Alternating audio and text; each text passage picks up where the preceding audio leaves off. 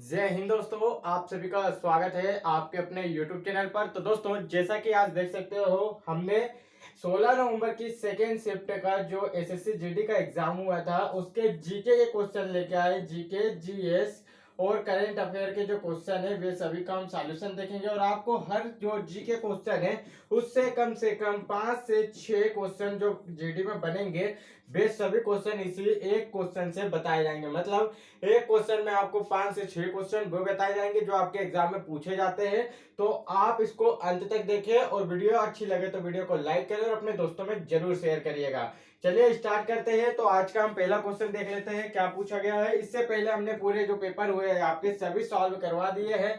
तो आप reasoning, math in सभी की जो है पीडीएफ चाहते हैं तो चैनल को सब्सक्राइब कर लीजिएगा और पूरी वीडियो देखिए। जितने भी है सबका सॉल्यूशन कराया गया और सबको जो सॉल्यूशन के बाद उनके बारे में जो डिटेल इंपॉर्टेंट है वे सभी आपको बताई गई है। तो चलिए देखिए, आज का क्वेश्चन पूछा गया है यहाँ पर।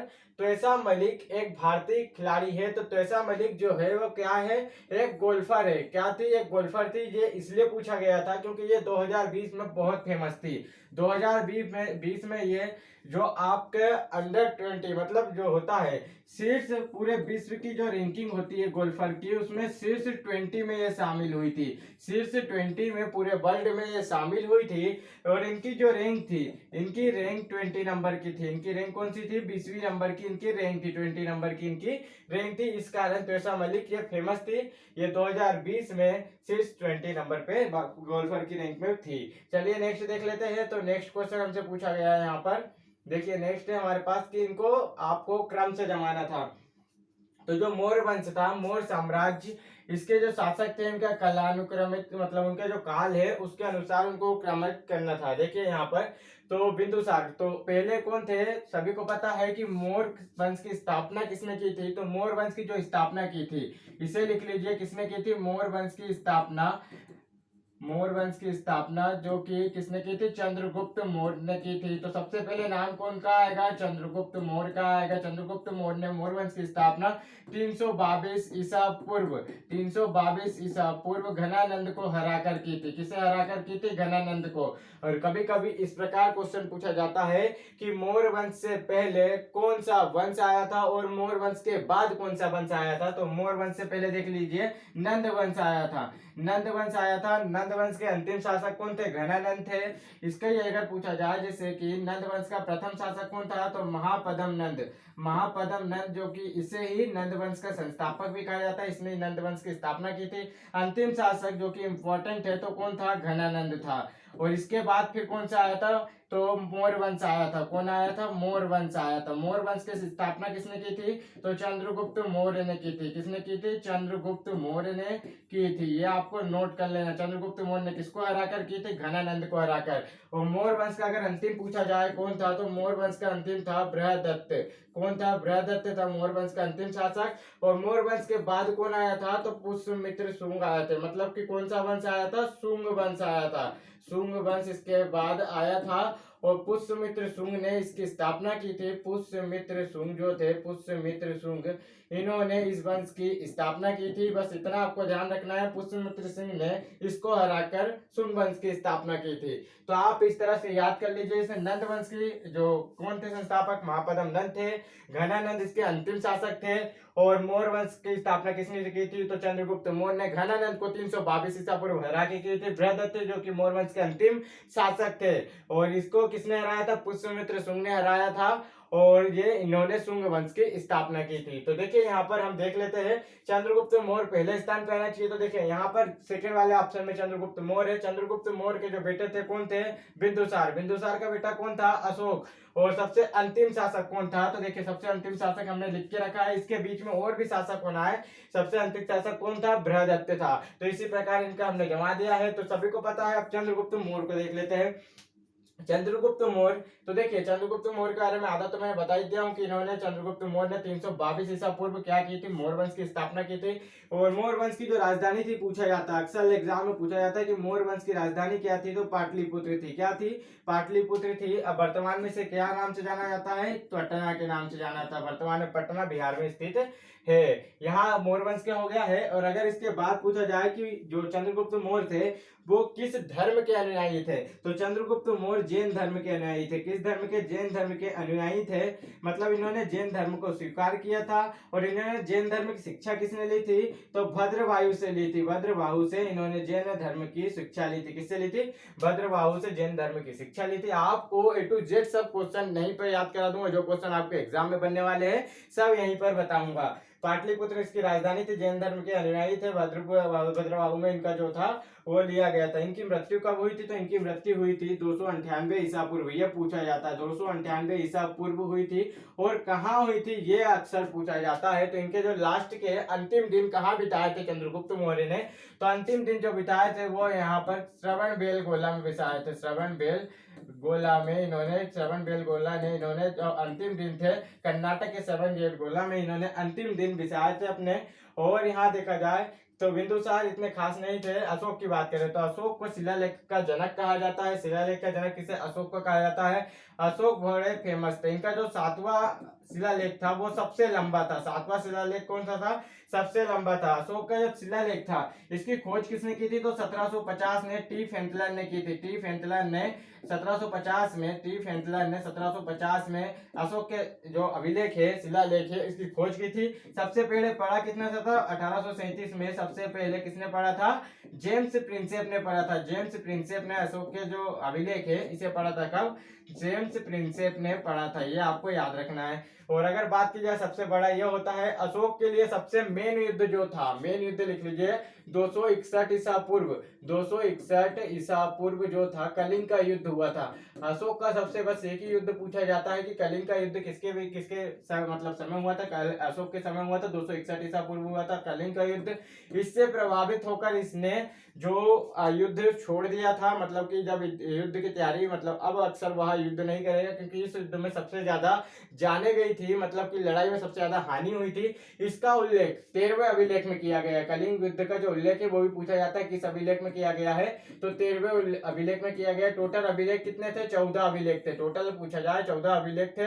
13वें अभिलेख में क्या किया गया है? तो कलिंग युद्ध का वर्णन किया गया। 7वां अभिलेख यानी कि 7वां जो शिलालेख है सबसे बड़ा है।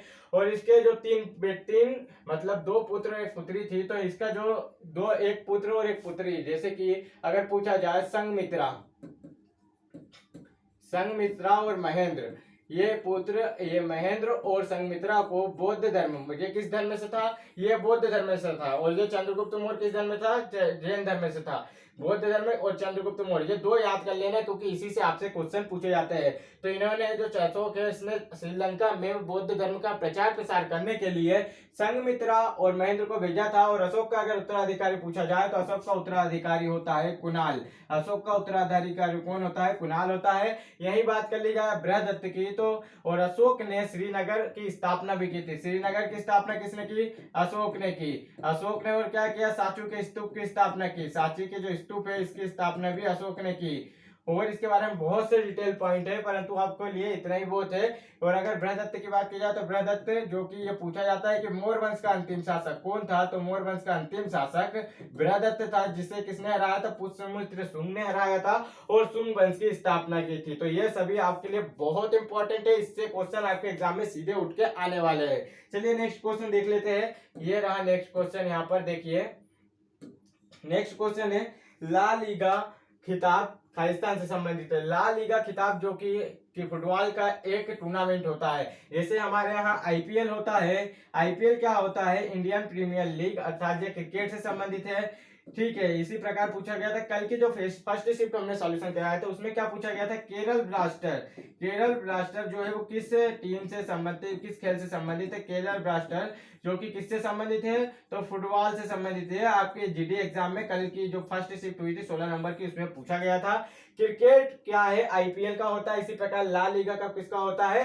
फुटबॉल का होता है। और ये स्पेन का सबसे उच्चतम लीग है। फुटबॉल की जो स्पेन का सबसे उच्चतम फुटबॉल लीग है। ठीक है, इतना आपको ध्यान रखना है। अगर पूछा जाए ला लीगा कब कहाँ का सबसे उच्चतम फुटबॉल लीग है तो वो स्पेन का सबसे उच्चतम फुटबॉल लीग है। इतना आपको ध्यान रखना है। आईसीसी के लिए कौन कौन से होते हैं? आईसीसी मतलब क्रिकेट होता है। अपने भारत में कौन सी संस्था है? तो बीसीसीआई क्रिकेट को चलाती है, इतना ध्यान रखना। और बीसीसीआई के अभी अध्यक्ष कौन है? सौरभ गांगुली, जो कि 39वें नंबर के जो सौरभ गांगुली है वो अभी 39वें नंबर के इसके अध्यक्ष है। ठीक है, चलिए नेक्स्ट देख लेते हैं। और अगर क्रिकेट के कोच की बात की जाए तो कोच कौन है? राहुल द्रविड़ है। अभी राहुल द्रविड़ है क्रिकेट के वर्तमान में कोच है भारतीय क्रिकेट टीम के। चलिए नेक्स्ट देख लेते हैं। नेक्स्ट क्वेश्चन यहाँ पर क्या पूछा गया है?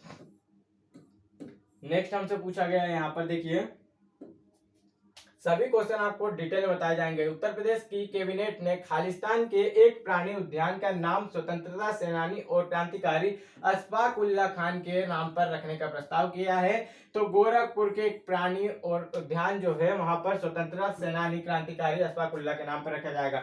तो गोरखपुर में ही क्यों रखा गया, अब इसके बारे में आप जान लीजिए। देखिए अशफाक उल्लाह और 3 लोग, आपको इतना ध्यान होगा कि जो काकोरी कांड हुआ था, काकोरी डकैती कांड, जो कि कब हुआ था आप सभी को पता होगा, 1925 में हुआ था। कब हुआ था? सन 1925 में। ट्रेन जो थी काकोरी स्टेशन पे, ट्रेन डकैती कांड था उसके अंदर 1925 में इन्होंने ट्रेन लूटी थी। कौन कौन लोग थे इसके अंदर? तो एक तो राम प्रसाद बिस्मिल थे, एक राम प्रसाद बिस्मिल, ये तीनों नाम आपको ध्यान रखना, सीधे एग्जाम में उठ के आएगा कि राम प्रसाद बिस्मिल। और कौन था? एक और थे जो कि आपके पहले तो राजेंद्र लाहाड़ी और एक अशफाक उल्लाह खां। आपके जो नाम लिखा है ये अशफाक उल्लाह खां, ये तीनों जनों ने क्या किया था? जो काकोरी डकैती ट्रेन में हुई थी, ये तीनों लोगों ने, अशफाक उल्लाह खां, ठीक है, अशफाक उल्लाह खां, ये तीनों लोग जो थे इन्होंने काकोरी डकैती कांड मतलब ट्रेन को लूटा था। तो ये इनको जो है वो 1927 में गोरखपुर में फांसी दी गई थी। गोरखपुर में क्या दी गई थी? फांसी दी गई थी। इसलिए अभी हाल ही में गोरखपुर में यहाँ पर उत्तर प्रदेश की कैबिनेट ने अशफाक उल्लाह खान के नाम पर एक प्राणी राष्ट्रीय उद्यान का नाम रखा है। और अगर पूछा जाए काकोरी जो रेलवे स्टेशन, इसका नाम अब क्या कर दिया गया? तो 2022 में भी वर्तमान में 4 महीने पहले क्या चेंज करा गया है? तो इसका नाम कर दिया गया Kakori train action railway station. Train action railway station इसका नया नाम कर दिया गया है। तो ये आपको याद रखना है, जो आपके एग्जाम में पूछा जा सकता है। ठीक है, काकोरी ट्रेन एक्शन स्टेशन नाम कर दिया, रेलवे स्टेशन नाम कर दिया गया है। और फैजाबाद का नाम आप सभी को पता होगा कि अयोध्या कर दिया गया है। फैजाबाद का नाम क्या कर दिया गया? अयोध्या कर दिया गया है। नेक्स्ट देख लेते हैं। चलिए नेक्स्ट क्वेश्चन क्या पूछा है हमसे? नेक्स्ट हमसे पूछा है, देखिए क्वेश्चन जोरदार क्वेश्चन रहेंगे और सभी आपको जोरदार सॉल्यूशन के साथ रहेंगे। जुलाई 2019 में wing suit sky drive jump करने वाले भारत के पहले जो प्रथम वायुसेना पायलट है वो कौन बने हैं? तो तरुण चौधरी बने हैं। इसमें आप सभी को पता है कि जो क्या बोला गया है, wing suit sky drive jump करने वाले, तो ये कौन बने हैं? आपके जो तरुण चौधरी बने। इसमें जो रहता है ये विंग सूट जो होता है स्काई, तो इसमें जो इस तरह के जो आपका होता है ओनली ऐसे ऐसे कपड़े रहते हैं, जैसे कि वो रहता है स्काई सूट रहता है, विंग सूट रहता है, समझे, पैरासूट नहीं रहता है, इस तरह से रहता है। तो यही रहता है, इसी को लेके इन्होंने 8500 मीटर की ऊंचाई से जंप की थी। 8500 मीटर की ऊंचाई से इन्होंने जोधपुर में जंप की थी। कहाँ की थी? जोधपुर में इन्होंने जंप की थी, इसलिए ये प्रसिद्ध थे उस समय। अब नेक्स्ट देख लेते हैं, सबसे ऊंची से कर रहे थे और स्काई डाइव जो विंग सूट पहन के इन्होंने किया था, पैरासूट का यूज नहीं किया था। देखिए यहाँ पर नेक्स्ट क्वेश्चन पूछा गया, निम्नलिखित में से कौन सा जंतु अपनी त्वचा द्वारा श्वसन करता है? तो इसका राइट आंसर होगा मेढक। मेढक 3 चीजों से श्वसन करता है। तो मेढक कौन कौन सी 3 चीजों से? एक तो त्वचा से करता है, ये सभी चीज आपको याद रखना है, एक फेफड़े से करता है, एक फेफड़े से करता है और एक मुंह से। ये 3 चीजों से कौन करता है? तो मेढक करता है, ये आपको ध्यान रखना है। मेढक क्या है? एक उभयचर जंतु है। क्या है? उभयचर है, उभयचर है। मेढक एक उभयचर है जो कि पानी में भी रह सकता है और जमीन पे भी रह सकता है। पानी और जमीन पे रहने वाले को जो जंतु होते हैं उसे क्या कहते हैं? उभयचर कहते हैं। मेढक उभयचर है, ये त्वचा, फेफड़े और मुंह के द्वारा श्वसन करता है, 3 अंगों से श्वसन करता है। और अगर त्वचा अकेले से बात की जाए तो कौन करता है? केचुआ करता है, केचुए करते हैं। गलफड़े से कौन करता है? मछली करते हैं। और फेफड़े से कौन करता है? तो जितने भी स्तनधारी होते हैं, स्तनधारी जो होते हैं ये सभी क्या होते हैं? आपके फेफड़े से करते हैं। तो देखिए ये भी एक स्तनधारी है, ये भी एक स्तनधारी है, ये भी एक स्तनधारी है, तो ये तीनों फेफड़े से करते हैं। चलिए नेक्स्ट देख लेते हैं, मानव भी इस फेफड़े से करता है, स्तनधारी है। नेक्स्ट देखते हैं, ये रहा नेक्स्ट क्वेश्चन हमसे पूछा गया है, होजेनकल जलप्रपात होजनकल जलप्रपात किस राज्य में स्थित है? तो होजनकल जो जलप्रपात है वो कहाँ स्थित है? तमिलनाडु में स्थित है। तमिलनाडु में कावेरी नदी पर स्थित है। तमिलनाडु में कावेरी नदी पर ये जो होजनकल जलप्रपात है, होजनकल जलप्रपात तमिलनाडु में कावेरी नदी पर स्थित है। और अगर पूछा जाए जैसे कि सबसे ऊंचा जलप्रपात कौन सा है, तो भारत का सबसे ऊंचा जो जलप्रपात है वो कौन सा है? कुंजीकल जलप्रपात। कुंजीकल जलप्रपात, कुंजीकल जलप्रपात है, कुंजीकल जलप्रपात है। इस तरह लिखना है आपको, इस तरह नाम आएगा, कुंचिकल जलप्रपात भारत का सबसे ऊंचा जलप्रपात है। ये कर्नाटक राज्य में स्थित है। कहाँ स्थित है? ये कर्नाटक राज्य में स्थित है। और इसका अगर बात की जाए, कर्नाटक राज्य में स्थित है, बाराही नदी पर स्थित है। ये बाराही नदी पर स्थित है। इतना पूछा जाएगा, इससे ज्यादा नहीं पूछा जाएगा। पहली बात तो इसका पूछा नहीं जाता, बस इतना पूछा जाता है कि भारत का सबसे ऊंचा जलप्रपात कौन सा है? कुंचिकल जलप्रपात है। कहाँ स्थित है? कर्नाटक में स्थित है। बाराही नदी का नहीं पूछते, सिर्फ एक है जो दूसरे नंबर का, सब भारत के दूसरे नंबर का जो सबसे ऊंचा जलप्रपात है उसके बारे में पूछा जाता है। कौन सा है? जोग या गरसोप्पा जलप्रपात। जोग या गरसोप्पा जलप्रपात जो है वो भारत का सबसे ऊंचा दूसरे नंबर का है। जोग या गरसोप्पा जो कि शरावती नदी पर है। ये पूछा जाता है, इसकी नदी कौन सी नदी? शरावती नदी। और इसका नया नाम क्या है?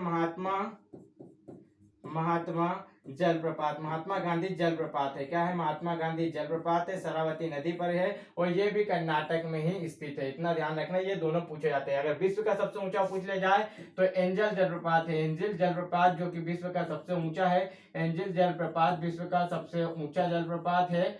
और यही बात की जाए कि इस देश में है तो ये वेनेजुएला में है, वेनेजुएला में स्थित है। इतने पॉइंट आपको याद रखना है, इससे बाहर आपके क्वेश्चन नहीं जाएंगे। नेक्स्ट देख लेते हैं। ये रहा नेक्स्ट क्वेश्चन, यहाँ पर पूछा गया है। तो नेक्स्ट क्वेश्चन यहाँ पर देख सकते हो, पूरा आपको एक एक डिटेल में बताया जाएगा। देखिए क्वेश्चन क्या पूछा गया, 1857 तक भारत के मुगल सम्राटों का लगभग 200 वर्षों तक निवास स्थान रह चुका था। तो जो 1857 था, मतलब कि 1857, ये देख सकते हो क्या बात की गई है? लाल किला इसका राइट आंसर होगा। लाल किले का निर्माण कब हुआ था? तो लाल किले का जो निर्माण स्टार्ट कब हुआ था? 1638 में हुआ था। और कब तक चला था? 1648 तक, मतलब 10 साल में ये बन के आपका तैयार हो गया था लाल किला। और इसको बनवाया किसने था? तो शाहजहां ने बनवाया था। मुगल सम्राट शाहजहां ने इसकी स्थापना की थी और इसे पूर्णतः बनवाया था। इसके बनने के बाद इन्होंने क्या किया था? शाहजहां ने आगरा से, इनकी राजधानी क्या थी? आगरा थी। तो आगरा से कहाँ स्थापित की थी? नई दिल्ली, दिल्ली स्थापित की थी। क्योंकि लाल किला जो बन चुका था, इसके कारण इन्होंने अपनी राजधानी को आगरा से दिल्ली स्थापित की थी। और 1857 तक के लगभग 200 साल इन्होंने इसी में शासन किया था लाल किले में। तो यही पूछा गया था। चलिए नेक्स्ट देख लेते हैं। तो नेक्स्ट क्वेश्चन यहाँ पर हमसे पूछा गया है। नेक्स्ट देखते हैं, ये रहा नेक्स्ट क्वेश्चन। देखिए यहाँ पूछा गया है, भारत सरकार द्वारा पेंशन भोगियों के लिए शुरू की गई एक बायोमेट्रिक सक्षम डिजिटल निम्नलिखित में से कौन सी है? तो देखिए जीवन प्रमाण, ये जब लागू की गई थी 2020 में, ये एग्जाम में नहीं पूछा जाएगा। अब तो करंट का क्वेश्चन था, परंतु ये जीवन ज्योति जो बीमा योजना है, प्रधानमंत्री जीवन ज्योति बीमा योजना, इससे इस बार एक क्वेश्चन आने वाला है। क्या क्वेश्चन आएगा कि इसमें पहले राशि कितनी थी? तो 330 रुपए आपके खाते से एक साल में कटते थे। प्रति साल 330 रुपए आपके खाते से कटते थे, परंतु इसे बढ़ा के कितनी कर दी गई है? तो 436 रुपए अब आपके प्रति महीने खाते से कटेंगे। कितने कटेंगे? 436 रुपए प्रति महीने खाते से कटेंगे। और यदि इनमें बात की जाए तो देखिए प्रधानमंत्री जनधन योजना ये कब स्टार्ट की गई थी? 2014 में स्थापित की गई थी। कब स्टार्ट की गई थी? 2014 में स्थापित की गई थी। इसके तहत क्या किया जाता है? जैसे कि अभी आप सभी ने देखा होगा, कोरोना काल में जितने भी गरीब लोग थे, कोरोना काल में जितने भी गरीब लोग थे, इन्हें आर्थिक सहायता दी गई थी। इसके तहत क्या दी गई थी? आर्थिक सहायता ही दी गई थी, जिसके तहत जो गरीब लोग थे इनके खातों में 1000, 1500 और 2000 रुपए ट्रांसफर किए गए थे मोदी सरकार के द्वारा। और अगर बात की जाए इसी तरह से, जैसे प्रधानमंत्री जीवन ज्योति बीमा योजना, इसी तरह से एक और है पीएम सुरक्षा जीवन योजना, पीएम सुरक्षा बीमा योजना, पीएम सुरक्षा बीमा योजना। ये तो सभी को पता होगा, यदि कोई एक्सीडेंट होगा तो इसमें आपको कितनी राशि दी जाएगी? तो 2 लाख रुपए इसमें आपको टोटल राशि दी जाएगी। किसी भी प्रकार से आपकी मृत्यु होती है तो इस खाते के तहत आपको 2 लाख रुपए दिए जाएंगे। इससे पहले कितने रुपए लगते थे? 12 रुपए, और अब 20 रुपए आपके प्रति साल कटेंगे। तो ये दोनों मूल्य आपको याद रखना, सीधे आपके एग्जाम में उठ के आने वाले हैं। ये 2022 की जनगणना के अनुसार मैं बता रहा हूँ आपको कि इतनी चीज आपको याद रखना है।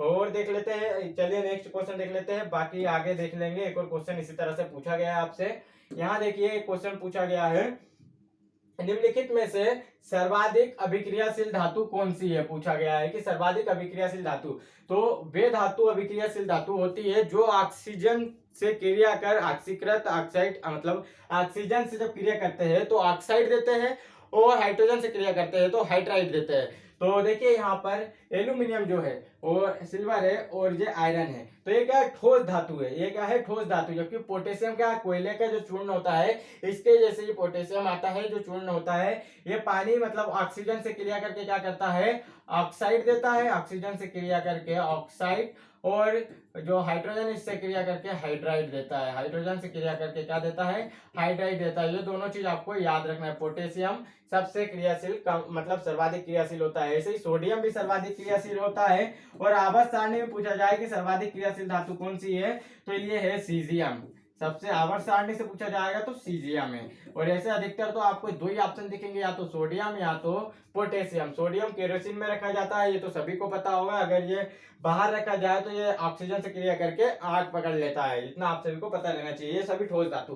कभी भी देखना ऑप्शन में आपको तीन ऑप्शन इसी तरह देंगे रहेंगे, तो ये ठोस तीन ऑप्शन दिए रहेंगे, या तो पोटेशियम अलग दिया जाएगा, या तो सीजियम अलग दिया जाएगा, या तो आपका सोडियम अलग दिया जाएगा। ठीक है, नेक्स्ट देख लेते हैं। ये रहा नेक्स्ट क्वेश्चन। यहाँ पर नेक्स्ट हमारे सामने क्वेश्चन पूछा गया है महानदी के बारे में। तो देखिए, महानदी के बारे में निम्नलिखित कथन में से कौन सा कथन गलत है। तो यह छत्तीसगढ़ के पहाड़ी इलाकों से निकलती है, तो बिल्कुल सही है, क्योंकि यह छत्तीसगढ़ के पहाड़ी इलाके मतलब छत्तीसगढ़ के जो रायपुर राजधानी है, इसी के पास, रायपुर शहर के राजधानी के पास एक धमतरी जो जिला है, धमतरी जिले के पास से निकलती है। धमतरी जिले के सिहावा पर्वत से, धमतरी जिले के जो सिहावा पर्वत है यहाँ से निकलती है। तो यही पूछा गया था। देखिए, छत्तीसगढ़ के पहाड़ी इलाकों से निकलती है, तो रायपुर के धमतरी जिले के सिहावा पर्वत से निकलती है। इसके जलग्रहण क्षेत्र का कुछ हिस्सा महाराष्ट्र में स्थित है। तो यहाँ सही बात है, इसका जो हिस्सा है वो महाराष्ट्र में, मतलब कि कुछ नदी जो है आपकी कहाँ से निकलती है, छत्तीसगढ़ में, यहाँ से निकलती है, छत्तीसगढ़ में निकलती है। तो इस तरह से हल्का हल्का से जाती है, मतलब इसकी जो सहायक नदियां होती है वो महाराष्ट्र में से गुजरती है, महाराष्ट्र की बॉर्डर ऐसी रहती है। वो ये जाती किस साइड है, तो ये देखिए उत्तर मतलब दक्षिण से उत्तर की ओर बहते हुए इस तरफ आती है, जो ओडिशा में भी जाती है, ओडिशा के कटक शहर से होते हुए बंगाल की खाड़ी में गिरती है। कहाँ गिरती है, बंगाल की खाड़ी में गिरती है। आपका जो नक्शा है भारत का कुछ इस तरह रहेगा।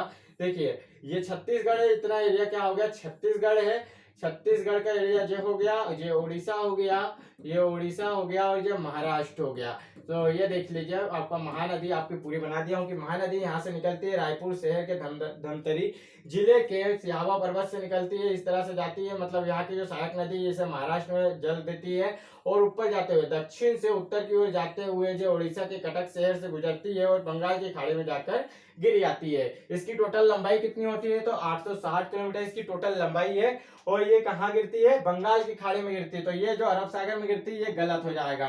तो देखिए, यहाँ पर अलग ही डाउट था, ये गलत हो गया। नेक्स्ट देख लेते हैं। नेक्स्ट क्वेश्चन हमसे पूछा गया था, महानदी एक बहुत इंपॉर्टेंट नाम है, क्योंकि इसी पर एक बांध भी बहुत बड़ा बंधा हुआ है। तो आप उसका मुझे जो है वो कमेंट में करके बताएं कि इस पे सबसे बड़ा बांध कौन सा बनाया गया, महानदी पे जो बांध है वो कौन सा है, इतना बताना है। सबसे ऊंचा बांध तो सभी को पता है कि टिहरी जो बांध है सबसे ऊंचा है, भागीरथी नदी पर है, परंतु महानदी पे कौन सा बांध है ये आपको कमेंट करके बताना है। तो देखिए, यहाँ पर क्वेश्चन पूछा गया, निम्नलिखित में से किस देश ने 2020 ICC under 19 cricket world cup के 13वें संस्करण का मेजबानी की है।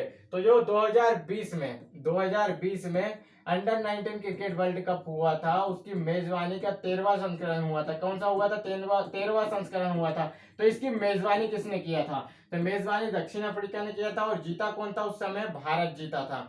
कौन जीता था, भारत जीता था। और ये जो ICC under 19 cricket world cup है, ये हर 2 सालों में होता है। कितने सालों में, हर 2 सालों में होता है। तो ये 2020 में हुआ था, और अभी हाल ही में जनवरी से फरवरी तक 2022 में भी इसका आयोजन हो चुका है। तो 2 सालों में होता है। जनवरी में इसका 14वां संस्करण भी हो चुका है। देखिए, 14वां संस्करण हो चुका है। इसका आयोजन कहाँ किया गया था, तो जो 14वां संस्करण है इसका आयोजन किया गया था वेस्ट इंडीज में किया गया था। तो देखिए, ये क्वेश्चन जब इसमें आ सकता है तो इस बार भी आपके एग्जाम में आ सकता है। वेस्ट इंडीज में किया गया था। इसे जीता किसने था, भारत ने जीता था। किसने जीता था, भारत ने जीता था। किसे हराकर, इंग्लैंड को हराकर भारत ने 5वीं बार अंडर 19 वर्ल्ड कप जीत लिया है। कितनी बार, 5वीं बार भारत ने जीत लिया है। चलिए नेक्स्ट देख लेते हैं। नेक्स्ट क्वेश्चन यहाँ पर पूछा गया है हमसे फटाफट वीडियो को एक बार लाइक कर दीजिए। जितने भी दोस्त देख रहे हैं आपके लिए इतनी अच्छी अच्छी एक एक डाउट जो लेके आए हैं, मतलब कि एक क्वेश्चन से किस लेवल का क्वेश्चन आपके पूछे जाएंगे वे सभी आपको इसमें सॉल्व करवाए जाएंगे। देखिए, भारत सरकार ने खालिस्तान वर्ष में आयुष्मान भारत प्रधानमंत्री जन आरोग्य योजना को मंजूरी दी है। तो पीएम जो जय योजना है, मतलब आपके जन आरोग्य योजना, जिसके तहत क्या है, इसको जो अक्सर बोला जाता है आयुष्मान कार्ड, इस तरह आप कहते हैं, दुकान पे जाओगे तो आयुष्मान कार्ड जो होता है इसी को आपको कहा गया है आयुष्मान योजना। 2018 में स्टार्टिंग की गई थी, 2018 में स्टार्टिंग की गई थी। इसके तहत क्या होता है, यदि कोई भी जिसके पास आयुष्मान कार्ड है, इसके तहत अगर कोई व्यक्ति को किसी प्रकार से वो बीमार होता है तो सरकार इसका सालाना, मतलब साल में 5 लाख तक का इलाज फ्री देगी। कितने लाख तक का? 5 लाख तक का इलाज फ्री देगी। ऐसे ही एक राजस्थान में भी चलती है, उसके तहत क्या होगा, द इंदिरा गांधी जो जैसे प्रधानमंत्री जन आरोग्य योजना, वहां पर कौन सी इंदिरा गांधी जन आरोग्य योजना जन जो आपके राजस्थान में, वहां पर 10 लाख सालाना देगी, 10 लाख सालाना राजस्थान सरकार देगी। नेक्स्ट देख लेते हैं, बस आपको इतना ध्यान रखना है कि पीएम जो ज्योति योजना है। देखिए यहाँ पर नेक्स्ट पूछा गया है, भारतीय जीवन बीमा निगम अधिनियम संसद द्वारा खालिस्तान में पारित किया गया था। तो इसका राइट आंसर होगा 1956 में एक कानून बनाया गया था, भारतीय जीवन बीमा निगम अधिनियम या एक्ट 1956 के तहत भारतीय जीवन बीमा की स्थापना की गई थी। अगर पूछा जाए कि भारत की सबसे पहली बीमा निगम कंपनी कौन सी थी, तो भारत की सबसे पहली बीमा निगम कंपनी कौन सी थी, तो एलआईसी थी, एलआईसी थी। तो इसका एक मोटो है जो कि आप सभी को याद रखना है, एग्जाम में पूछा जाता है कि जिंदगी के साथ भी और जिंदगी के बाद भी, इस तरह से पूछा जाएगा किसका मोटो है, तो ये एलआईसी का मोटो है। और अगर पूछा जाए कि वर्तमान में इसके अध्यक्ष कौन है, इसके अध्यक्ष इसलिए इंपॉर्टेंट है क्योंकि इनका जो कार्यकाल है वो 2022 में, मार्च 2022 में इनका कार्यकाल समाप्त हो गया था, परंतु एक साल के लिए इसका जो कार्यकाल है वो बढ़ा दिया गया है। तो मार्च 2023 तक ये अपने पद पर बने रहेंगे। इनका नाम है M R Kumar, M R Kumar, जो कि एलआईसी के अभी हाल ही में अध्यक्ष है, ये आपको ध्यान रखना है। तो एक एक क्वेश्चन आपको बताऊंगा जो एग्जाम में पूछे जाएंगे, करेंट से संबंधित भी जो आपके एग्जाम में पूछ सकते हैं, ये सभी आपको इस वीडियो में बताने वाला हूं। तो देखिए यहाँ पर नेक्स्ट क्वेश्चन पूछा गया है, निम्नलिखित में से किस राज्य में भोरम देव मंदिर स्थित है जहां प्रत्येक वर्ष मार्च के अंतिम सप्ताह में भोरम देव महोत्सव मनाया जाता है। तो इसका राइट आंसर होगा छत्तीसगढ़। तो ये तो आपको याद रखना है कि भोरम देव महोत्सव कहाँ मनाया जाता है। तो भोरम देव से आप समझते होंगे कि ये कुछ ना कुछ महादेव से संबंधित होगा, तो महादेव से ही ये संबंधित है। भोरम देव बोले तो महादेव से संबंधित है। भोरम देव महोत्सव कहाँ मनाया जाता है, छत्तीसगढ़ में मनाया जाता है। ये कब स्टार्ट होता है, तो बोल रहा है मार्च के अंतिम सप्ताह में। तो आप सभी को पता है कि मार्च के अंतिम सप्ताह में क्या आती है, महाशिवरात्रि आती है। महाशिवरात्रि के दिन ये त्योहार स्टार्ट किया जाता है। महाशिवरात्रि, शिवरात्रि के दिन यहाँ त्योहार स्टार्ट किया जाता है। कब किया जाता है, महाशिवरात्रि के दिन। महाशिवरात्रि बोले तो 13 के दिन यह त्योहार आपका जो है वो शुरू किया जाता है, महाशिवरात्रि के दिन। ठीक है, चलिए नेक्स्ट देख लेते हैं। ये पूछा गया है नेक्स्ट क्वेश्चन, कहाँ बनाया जाता है, भोरम देव महोत्सव छत्तीसगढ़ में बनाया जाता है। ये क्वेश्चन आपके जीडी द्वारा बार बार रिपीट भी किया जाता है, इतना ध्यान रखना। देखिए नेक्स्ट क्वेश्चन पूछा गया, निम्न में से कौन सा धातु बहुपरमाणविक है। तो सबसे ज्यादा बहुपरमाणविक यानी कि पूछा जाए कि किसके पास होता है, तो इसका राइट आंसर क्या होगा, सल्फर ही होता है। बहुपरमाणविक मतलब सल्फर। देखिए ऑक्सीजन क्या होता है, तो ऑक्सीजन का सूत्र होता है O2। तो ये क्या है, द्विपरमाणविक है। परमाणविक किसको कहते हैं, जो आपका जो सूत्र होता है किसी भी चीज का, जैसे कि हाइड्रोजन पूछे कौन सा परमाणविक है, तो हाइड्रोजन द्विपरमाणविक है और ऑक्सीजन द्विपरमाणविक है। इसी तरीके से अगर हीलियम की बात करें तो हीलियम क्या है, एकल परमाणविक है, एक परमाणविक है। आर्गन क्या है, तो आर्गन एक परमाणविक है। और सल्फर क्या है, सल्फर एक परमाणविक है, मतलब बहुपरमाणविक कहते हैं। जब 4 से ज्यादा होती ना, 3 परमाणविक तक रहती है, त्रिपरमाणविक तक, तो 4 या 4 से ज्यादा होती तो उसे बहुपरमाणविक कहते हैं। क्या कहते हैं, बहुपरमाणविक कहा जाता है। ये इतना ध्यान रखना, जब 4 या 4 से ज्यादा हो तो बहुपरमाणविक कहा जाता है। सल्फर 8 होता है, S8 लिखा जाता है सल्फर को, इसलिए सल्फर को बहुपरमाणविक कहा जाता है। आर्गन एक परमाणविक है, हीलियम एक परमाणविक है, ऑक्सीजन 2 परमाणविक है, क्योंकि जो नीचे लटका होता है इसे आपका परमाणविकता कहा जाता है। नेक्स्ट देखिए यहाँ पर पूछा गया है नेक्स्ट क्वेश्चन हमसे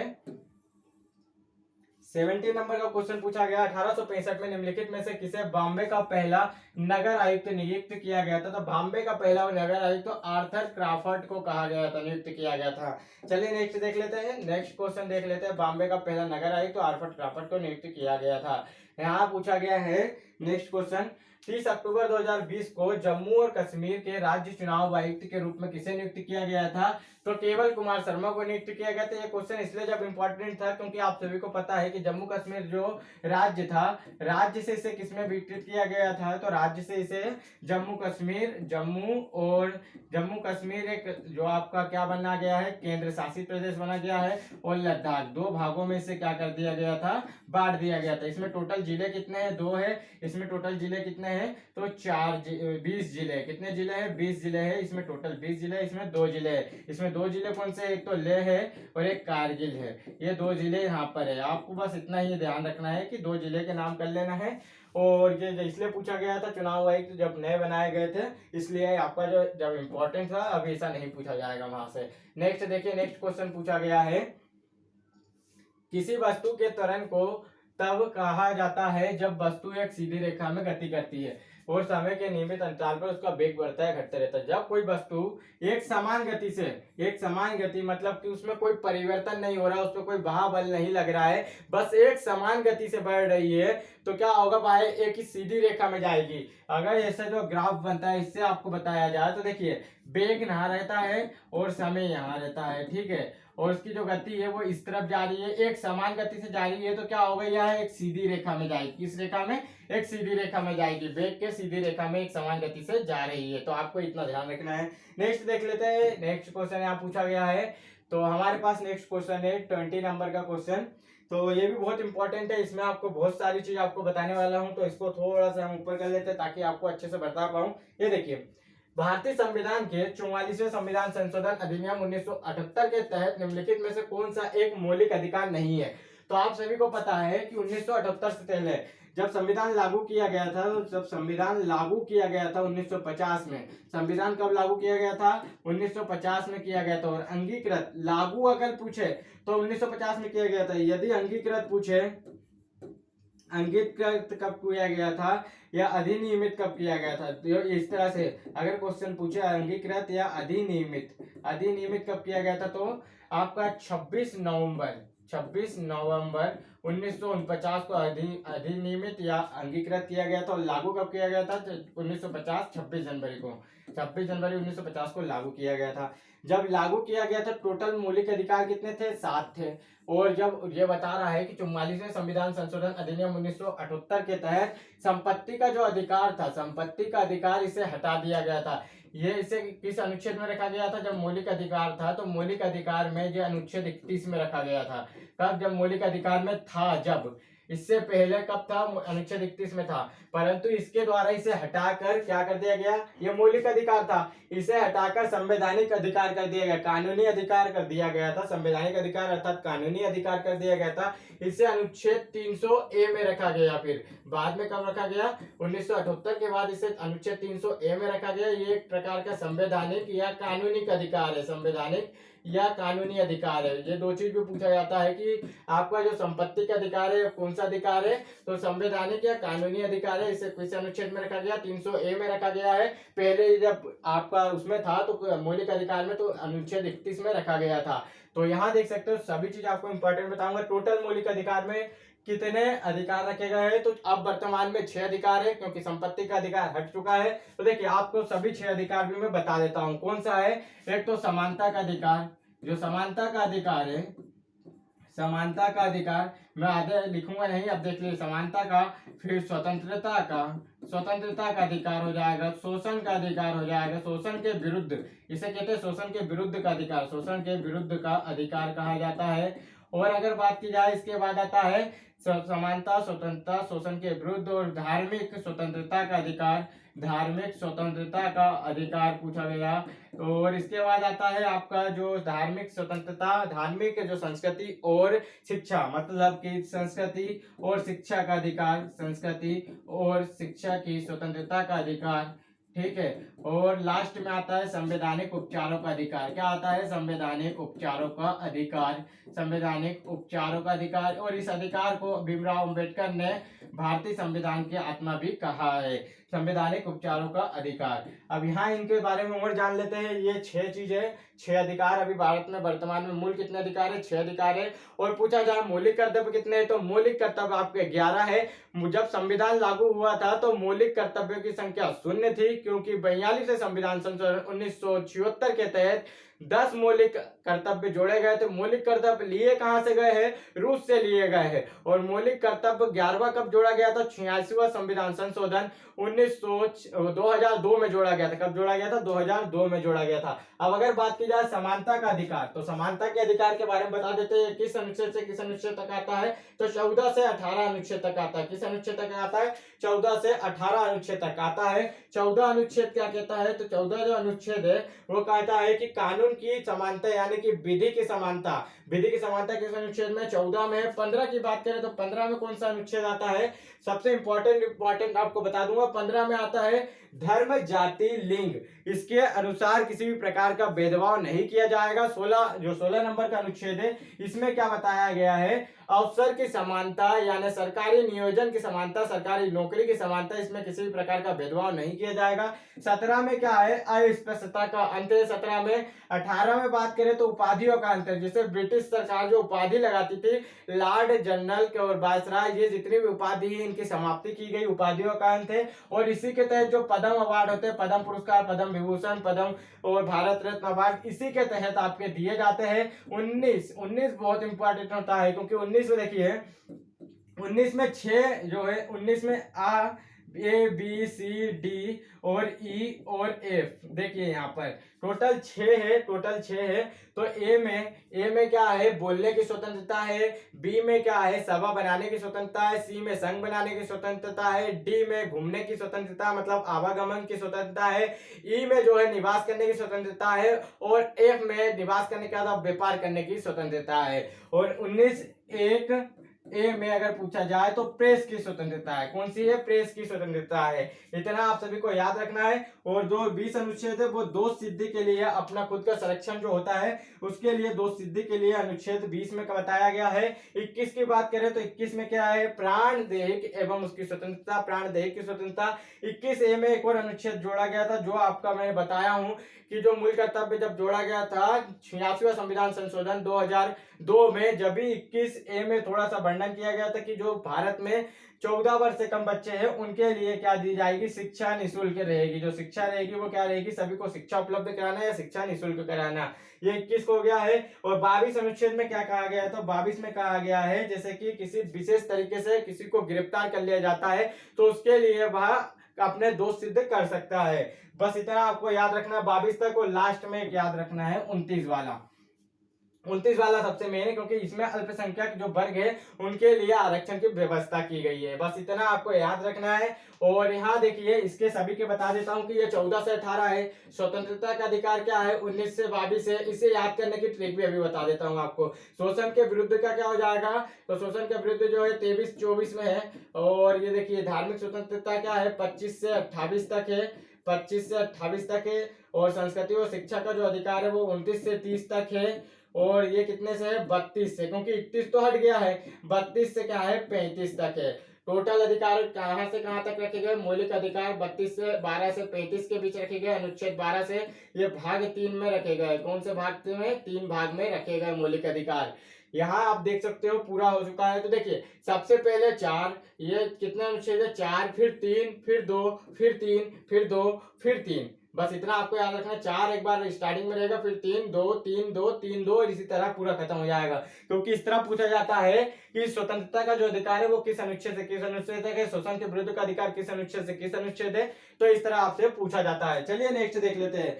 और आपको इसी तरह क्लास भी आपकी जो रहेगी संविधान, हिस्ट्री सभी की फ्री चलाई जाएगी। आपके सिलेक्शन तक पूरी एक एक चीज डिटेल में आपको घुटा दी जाएगी। देखिए ज्ञात्रक यानी कि क्षत्रिय वंश के प्रमुख पुत्र कौन थे? तो आप सभी को बता दूं इसका राइट आंसर होगा बर्धमान महावीर।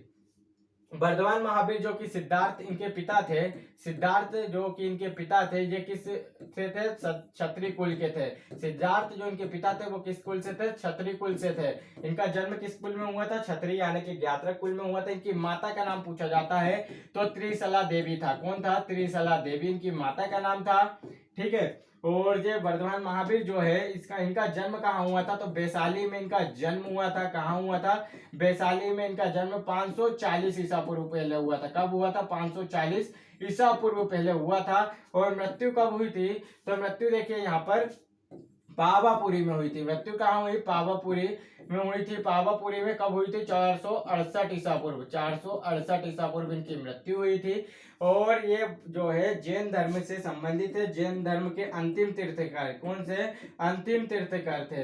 अंतिम तीर्थकर का मतलब जैन धर्म में कितने तीर्थकर हुए थे, टोटल 24 तीर्थकर थे। तो ये 24वें नंबर के तीर्थकर थे और अंतिम तीर्थकर थे। अगर जैन धर्म का प्रथम तीर्थकर पूछे कौन था, तो ऋषभ देव था। कौन था, ऋषभ देव, जो कि जैन धर्म के 23वें मतलब फर्स्ट जो थे पहले नंबर के तीर्थकर ऋषभ देव थे। तो आपको इतना ध्यान रखना है। गौतम बुद्ध, तो गौतम बुद्ध की बात कर ले तो गौतम बुद्ध के बारे में तो आप सभी लोग जानते होंगे कि इनका जन्म कब हुआ था, 563 ईसा पूर्व पहले हुआ था और 483 ईसा पूर्व पहले इनकी मृत्यु हो गई थी। इनका जन्म कहाँ हुआ था, लुम्बिनी में हुआ था। ये बुद्ध धर्म के संस्थापक थे, बौद्ध धर्म के संस्थापक। इनका जन्म कहाँ हुआ था, लुम्बिनी में हुआ था। और मृत्यु कहाँ हुई थी, कुशीनारा में हुई थी। मृत्यु कहाँ हुई थी, कुशीनारा उत्तर प्रदेश में हुई थी। ये 483 ईसा पूर्व। ये टोटल कितने साल जिए थे, इस तरह से क्वेश्चन आता है तो 80 वर्ष इन्होंने अपने जीवन के बिताए थे। इनको जो है बैसाख की पूर्णिमा के दिन इनका जन्म हुआ और शिक्षा की प्राप्ति हुई और मृत्यु भी इनकी बैसाख की पूर्णिमा के दिन हुई है। तो बैसाखी पूर्णिमा को बौद्ध धर्म में पवित्र माना जाता है। इतना आपको याद रखना है। ऋषभ देव मैंने बताया हूँ कि ये क्या है, जैन जो आपके ये क्या है, आपके महावीर जो है मतलब जैन धर्म के फर्स्ट आपके तीर्थकर थे, पहले तीर्थकर थे। पार्श्वनाथ जो कि 22वें तीर्थकर थे। तो यहाँ इस प्रकार से देख लेते हैं। चलिए नेक्स्ट क्वेश्चन देख लेते हैं। ये रहा नेक्स्ट क्वेश्चन। आपको हर क्वेश्चन के बारे में डाउट बताया जाएगा। अगर डाउट आपके क्लियर नहीं होते हैं तो ए टू जेड चीज आपको जो फैक्ट है जिससे आपके क्वेश्चन बनते हैं वे सभी क्वेश्चन आपको सॉल्व कराए जाएंगे। तो देखिए, किसी विशेष वर्ष के दौरान देश के अंतर्गत उत्पादित सभी अंतिम वस्तु, मतलब विशेष वर्ष, एक वर्ष की पूरी बात कर रहा है। विशेष वर्ष का मतलब होता है एक वर्ष के दौरान देश के अंतर्गत उत्पादित सभी अंतिम वस्तु और सेवाओं के मौद्रिक मूल्य, इसे क्या कहा जाता है, जीडीपी कहा जाता है। जीडीपी को खालिस्तान कहा जाता है, तो जीडीपी कहा जाता है, सकल घरेलू उत्पाद। इसे जारी कौन करता है, तो सीएसओ करता है। सीएसओ का मतलब क्या होगा, केंद्रीय सांख्यिकी संगठन। केंद्रीय सांख्यिकी संगठन, केंद्रीय सांख्यिकी संगठन जारी करता है। केंद्रीय सांख्यिकी संगठन जारी करता है। इसका मुख्यालय कहाँ है, कलकत्ता में इसका मुख्यालय है। कलकत्ता में इसका मुख्यालय, पश्चिम बंगाल में। ठीक है, तो यही बात की जाए, प्रति व्यक्ति आय निकालने का फार्मूला अधिकतर पूछा जाता है। तो प्रति व्यक्ति आय कैसे निकलती है, कुल राष्ट्र की आय, कुल राष्ट्र की आय, ये फार्मूला आप याद कर लेना। कुल राष्ट्र की आय बटे में कुल देश की जनसंख्या, मतलब कुल राष्ट्र की जनसंख्या। बस इसी तरीके से आपसे एग्जाम में क्वेश्चन पूछे जाएंगे, इससे बाहर आपके एग्जाम नहीं आएंगे। चलिए नेक्स्ट क्वेश्चन देखते हैं। ये रहा नेक्स्ट क्वेश्चन। यहाँ पर ए टू जेड क्वेश्चन आपको सॉल्व कराए जाएंगे। ये देखिए नेक्स्ट क्वेश्चन है, courts of India past to present नामक पुस्तक के लेखक कौन है, तो इसका राइट आंसर होगा रंजन गोगोई थे। रंजन गोगोई भारत के 47वें नंबर के चीफ जस्टिस थे। 47वें नंबर के चीफ जस्टिस थे। अभी वर्तमान में 48वें नंबर के चीफ जस्टिस कौन है, तो एन वी रमणा है। एन वी रमणा है, एन वी रमणा है। और अगर 49 नंबर के अभी हाल ही में बनने वाले हैं, कितने नंबर के, 49 नंबर के, तो ललित करके बनेंगे, जय ललित करके कुछ इस तरह से बनेंगे। ललित उनका लास्ट में सरनेम नाम है। नेक्स्ट देख लेते हैं। ये रहा नेक्स्ट क्वेश्चन यहाँ पर। तो नेक्स्ट क्वेश्चन हमसे पूछा गया है करेंट के क्वेश्चन। तो करेंट के क्वेश्चन इतने टॉप आपके लिए लेके आऊंगा कि एकदम एग्जाम में आपके पूछे जाएंगे और इतने डिटेल में कि आपको यहीं पर याद हो जाएंगे।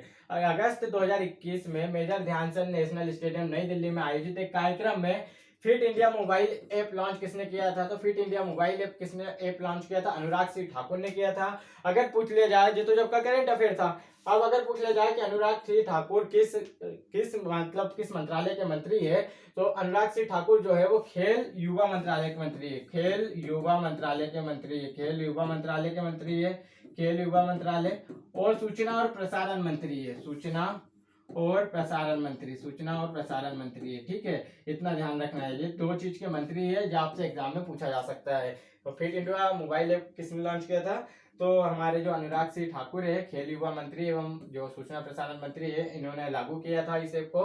देखिए नेक्स्ट क्वेश्चन है और बेहतर क्वेश्चन है, इसी से आपका जो है इस बार भी क्वेश्चन पूछा जाएगा। निम्नलिखित में से किस राज्य ने जनवरी 2020 में 71वें गणतंत्र दिवस परेड में सर्वश्रेष्ठ झांकी का पुरस्कार जीता है? तो इसमें किसने जीता था? 2020 की बात करें, 2020 में असम की झांसी ने जीता था। असम की जो झांकी थी उसने 2020 में जीता था। अगर 2021 की बात करें कि 2021 में जो 72वां गणतंत्र दिवस हुआ था, 72वां गणतंत्र दिवस, इसमें कौन ने जीता था? तो उत्तर प्रदेश की झांकी ने जीता था। किसने जीता था? 2021 में अगर बात की जाए तो 2021 में उत्तर प्रदेश ने जीता था। यही 2022 की बात कर ले तो 2022 में 73वां जो गणतंत्र दिवस हुआ था, इसमें किसने जीता है? तो इसमें भी उत्तर प्रदेश ने जीता है। किसने जीता है? उत्तर प्रदेश में जीता है। परंतु अगर इस तरह से क्वेश्चन, तो सभी को पता होगा कि पिछले साल उत्तर प्रदेश ने जीता, अब के साल उत्तर प्रदेश ने जीता। इस प्रकार से क्वेश्चन तो सभी को याद होगा। क्वेश्चन क्या पूछा जाएगा कि जो 2021 की उत्तर प्रदेश ने जीता था उसमें जो थीम थी वो क्या थी? तो ये मॉडल किस पर आधारित था? श्री राम मॉडल पर आधारित थी। ये झांकी किस पे थी? श्री राम मॉडल पर आधारित झांकी थी। और ये क्या थी? काशी विश्वनाथ मॉडल पर आधारित थी। काशी विश्वनाथ मॉडल पर ये आधारित थी। तो बस आपको इतना याद रखना है। इसमें एक प्रकार से 12 जो राज्य थे, 12 राज्य की झांकी शामिल हुई थी 2022 में, और 9 क्या हुई थी? मंत्रालयों की झांकी शामिल हुई थी। 9 मंत्रालयों की झांकी शामिल हुई थी। टोटल झांकी कितनी हुई थी? 21 झांकी हुई थी। इसमें सेकंड नंबर पे कौन सा था? कर्नाटक राज्य की झांकी थी। कर्नाटक की जो सेकंड नंबर पे झांकी थी। अगर पूछ ले जाए ये राज्य में तो टॉप पर कौन सा? उत्तर प्रदेश। सेकंड नंबर पे कर्नाटक। मंत्रालय में पूछ लिया जाए तो मंत्रालय में संयुक्त रूप से 2 झांकियों को दिया गया था। एक तो नागरिक उड्डयन मंत्रालय को दिया गया था, और एक शिक्षा मंत्रालय। ये 2 जो इन्हें संयुक्त रूप से जो मंत्रालय की झांकी थी, इसमें सर्वश्रेष्ठ स्थान किसे दिया गया था? नागरिक उड्डयन मंत्रालय और शिक्षा मंत्रालय को दिया गया था। तो देखिए दोस्तों, आपको जो है यहाँ पर मैंने टोटल जो 25 क्वेश्चन है इसको एकदम फोड़ के आपको याद कराया हूँ। तो A to Z जितनी चीजें बताया हूँ यह आपके एग्जाम में सब छपने वाले क्वेश्चन है। इनसे बाहर क्वेश्चन आपके नहीं बनेंगे। और आप इन क्वेश्चन को देखिए, मैथ का सॉल्यूशन करा रहा हूँ, रीजनिंग का सॉल्यूशन, हिंदी का सॉल्यूशन, आपको A to Z पूरे जो पेपर होंगे सबका सॉल्यूशन कराऊंगा। इसके बाद क्या होगा? तो देखिए इसके बाद की आपको रणनीति बता देता हूँ कि इन पेपर के बाद जब क्या होगा, तो आपका जो कोर्स रहेगा, कोर्स आपकी डेली क्लासेस भी स्टार्ट होने वाली है। तो देखिए आपकी जो है मैथ की क्लास, ठीक है, मैथ की क्लास में आपको धांसू पढ़ाऊंगा। ये एकदम मस्त आपको, मतलब कि जो सिलेबस रहेगा, जैसे हर चैप्टर में क्या रहता है, कोई जो आप देखते होंगे मैथ के जो टीचर है, मैथ के टीचर जो होते हैं जीडी का लेवल इतना हाई नहीं पकड़ते हैं, तो वो ऊपर ऊपर आपको पढ़ा देते हैं। परंतु अब क्या हो गया है, किसी भी एग्जाम का लेवल इतना हाई कर दिया गया है, तो उसमें जो क्वेश्चन आते हैं, एक चैप्टर से 10 से 12 टाइप होते हैं, तो यही 10 से 12 टाइप के जो क्वेश्चन है आपके एग्जाम में पूछे जाते हैं, इससे बाहर नहीं। परंतु जितने भी टीचर रहते हैं वो क्या करते हैं, आपका जो चैप्टर रहता है उससे 6-7 वीडियो में एक एक चैप्टर कंप्लीट कराते हैं। तो इतनी जल्दी आपका कोर्स थोड़ी कंप्लीट होगा। तो आपको भी मेहनत करना होगा मेरे साथ। तो फटाफट सब्सक्राइब कर लीजिए, और 10 टाइप हर चैप्टर से मैं उठा के लाऊंगा कैसे न कैसे, जिससे आपके क्वेश्चन बने हैं। इसके बाद अगर हिंदी की बात करूं तो हिंदी की क्लास हमारे सर लेंगे। इसके आपके जो है वो क्वेश्चन कैसे रहेंगे, तो हाँ, एक सर हम आपके लिए विजय पटेल नाम से, जो इनका नाम विजय पटेल है, वो आपके जो हिंदी की क्लास लेंगे। और इधर बात की जाए तो हिंदी में क्या रहेगा, जितने भी आपके, जैसे कि एक शब्द, पहले मैं आपको पूरी चीज बताता हूँ। एक शब्द हुआ, विलोम शब्द हुआ, ठीक है। आपके क्वेश्चन में देखा हूं, मैंने आपके सेट सॉल्व करवाया हूं। तो एक शब्द, विलोम शब्द, आपके जो पर्यायवाची होते हैं, पर्यायवाची, ये क्वेश्चन, ठीक है। त्रुटि वाले क्वेश्चन, जो त्रुटि के क्वेश्चन होते हैं, त्रुटि से क्वेश्चन। और यहाँ पर जो आपका एक पैसेज से क्वेश्चन आता है, मतलब गद्यांश पद्यांश जो आता है, गद्यांश, इससे आते हैं 5 क्वेश्चन। और क्या रहता है, त्रुटि हो गया, पर्यायवाची हो गया, मुहावरे। टोटल ये 6 टॉपिक आपको क्या होगा, जितने भी 2018 और 2021 जो है, इनमें जितने भी क्वेश्चन पूछे गए उनके पहले 200-300 जितने भी क्वेश्चन है सब एक शब्द में लेके आऊंगा। विलोम शब्द जो है 200-300 पूछे गए वो भी लेके आऊंगा। पर्यायवाची जो है इसी तरीके से सबकी अलग अलग पीडीएफ आपको प्रोवाइड कराई जाएगी। तो चैनल पे बने रहे। आपकी जब तक सफलता नहीं मिलेगी, जब तक हम आपके साथ अब जुड़ गए हैं। और 2021 मतलब 2000 जो आपका 23 है, इसमें आपको नौकरी दिला के रहेंगे, ये गारंटी लेता हूं मैं।